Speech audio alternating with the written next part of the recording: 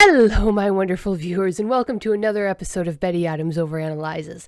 Today, we are going to take a look at Chapter 54 of Kaiju number 8, and this is technically a spoiler-free review. I will be giving one small spoiler right off the bat. If you don't want to hear about it, I really just don't see how I can talk about this chapter without giving this spoiler. But it's not really a spoiler. It's something we were all expecting from the way the chapter beats have gone, but this is a wrap-up chapter. Nothing actiony really happens in this chapter. It's the aftermath of the battle, and so there's your very small spoiler. And now we can actually get into the analysis. But first, you can go check out my book, Humans Are Weird, We Took a Vote, or Humans Are Weird. I have the data available on Amazon, Barnes & Noble, from Walmart, Kobo Books, Google Play, and you can order it personally from the author. Monty Python meets Star Trek in this book of short stories of human absurdity. So go check out those in the links below the video. Now, Kaiju number 8, chapter 54. This chapter read faster than any action chapter I've ever read. It was the perfect culmination of the battle. And Matsumoto pulls some of his signature moves in this chapter. We have a corkscrew plot twist that depends entirely on what we, the audience, were expecting.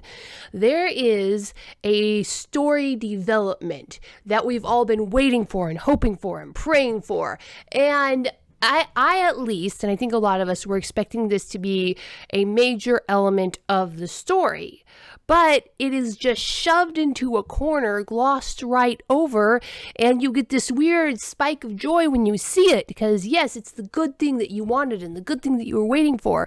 But it's placed in the chapter that seems to be Moten's designed not to minimize it, but to contrast it with the overall emotional theme of the chapter, because this is a joyous moment.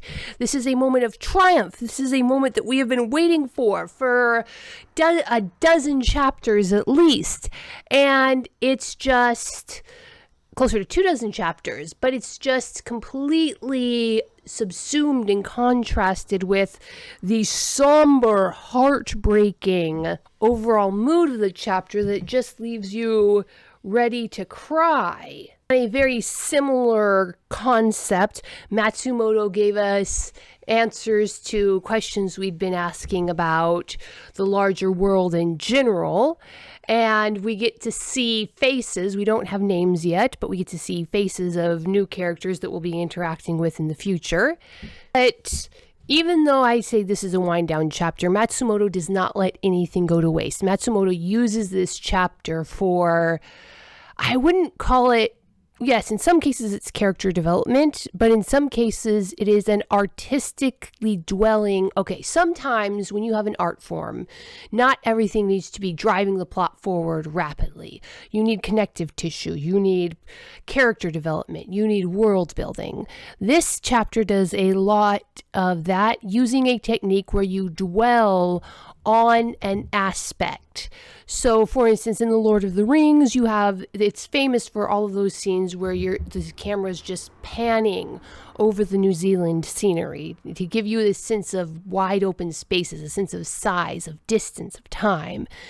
And in this chapter, Matsumoto lets the camera linger on the personalities of the characters. Matsumoto lets us see who these characters are and just dwells on it.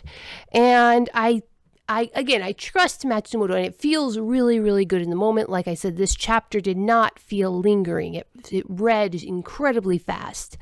So I think this is Matsumoto building up in our mind, establishing who they are, and I think that's going to play into the coming chapters. It is important that Kafka is a very selfless protector, someone who is not only willing to throw his body in the way of an attack, but who, after the attack, when things have calmed down, he's not just one of those heroes who can only act heroic in the moment. He's one of those grinding heroes, one of those heroes who gets out there and offers his support emotionally and physically every day that he's alive. Kafka is someone who cares deeply and has strong emotions about the things he cares about. And we get to see other characters kind of in this lingering emotional spotlight, and we learn more about who they are.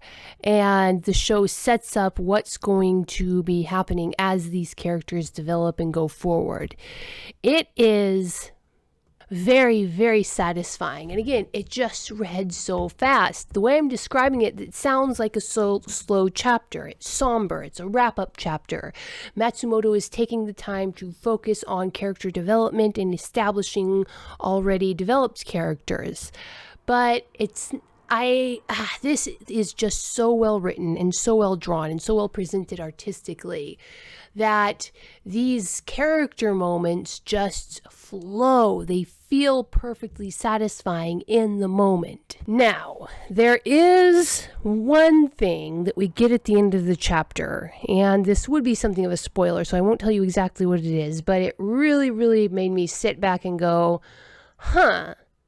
Now, because of the way Matsumoto presents it, it looks like a Chekhov's gun that will be coming back to bite us. But it could also be just another element of what I mentioned before about Matsumoto dwelling on the personality of the characters. And I see this going one of three ways. The first way, the simplest way, the way that has the least explanation and the least weight, would be quite simply that Kafka is just mentally reviewing his powers, just so that we, the audience, can see and remember exactly what is available at Kafka's disposal going through in the series. This was just like a this was a visual representation of a mental checklist. I have these capabilities and this is how I plan to use them. And that could be that scene. And if you don't know what scene I'm talking about, it's the scene that focuses on Kafka's hands at the end of the chapter. And it could have be just Kafka, basically ticking off the abilities that he had and how he could use them in the future. The second possibility is that Kafka is going to be facing some consequences for his actions and a price to pay for the power that it's going to cost him to fulfill those goals that he's thinking about. And then you have kind of a third and side option where Kafka might be actually hiding something from the defense force in service of those goals. Again, this is all very vague. It's impossible to say what this symbology is representing, but basically there was a Chekhov's gun hung on the wall at the end of this chapter, something to make your brain itch and wonder what's this going to be going forward.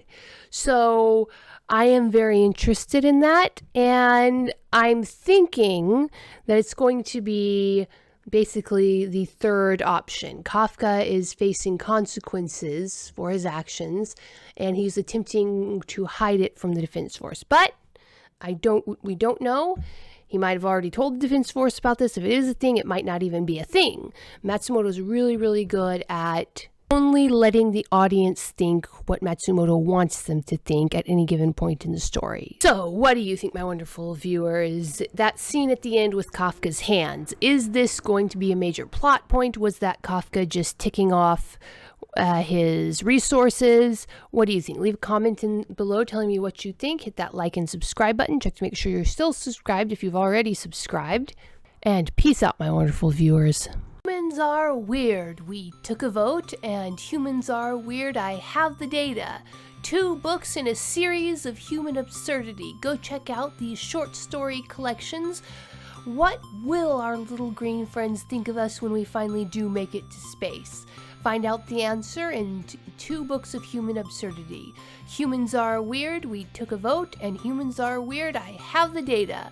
Available on Amazon, Barnes & Noble, Kobo, and Google Play.